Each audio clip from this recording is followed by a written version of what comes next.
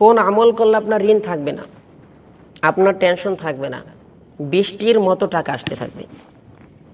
জিজ্ঞাসা করা হলো যে হুজুর এমন কোন আমল আছে কি না? আরে ভাই, কোরআনের ভিতরে এমন কি নাই? জিজ্ঞাসা করা হলো। যাই হোক, প্রশ্ন ছিল কোন আমল করলে কোনো ঋণ থাকবে না, টেনশন থাকবে না, অভাব থাকবে না। হ্যাঁ, ছোট্ট একটি আমল। এই আমলটা যদি আপনি 40 দিন করতে পারেন, আপনার কোনো ঋণ থাকবে না, আপনার কোনো টেনশন থাকবে না, টাকা বৃষ্টির মতো আসতে থাকবে। ছোট্ট একটি আমল, আপনি করে দেখেন। আপনি করে দেখেন, আপনার কোনো ঋণ থাকবে না, কোনো টেনশন থাকবে না, কোনো চিন্তা থাকবে না। মানুষ কখন টেনশন হয়? যখন তার ঋণ থাকে। মানুষ কখন টেনশন হয়? যখন তার ঋণের বোঝা তার মাথার উপর এসে চাপে।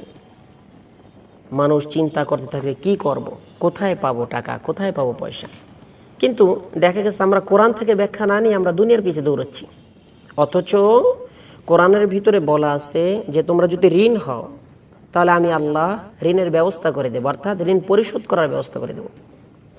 তোমাদের যদি টাকা পয়সার দরকার হয়, আমি আল্লাহ তোমাদেরকে টাকা পয়সার ব্যবস্থা করে দেব। কিন্তু দেখা গেছে কোরআনের থিওরির পিছনে না দৌড়িয়ে অন্য পন্থায় দৌড়াচ্ছে, হারাম পন্থায় দৌড়াচ্ছে, হারাম পন্থায় দৌড়ে অভাবগ্রস্ত হচ্ছে, ঋণের পিছনে দৌড়াচ্ছে। যেমন দেখা যায়, হ্যাঁ, আমরা গ্রামে দেখতে পাই যে অনেক সময় মানুষে কিস্তিতে লোন উঠিয়ে থাকে, টাকা উঠিয়ে থাকে।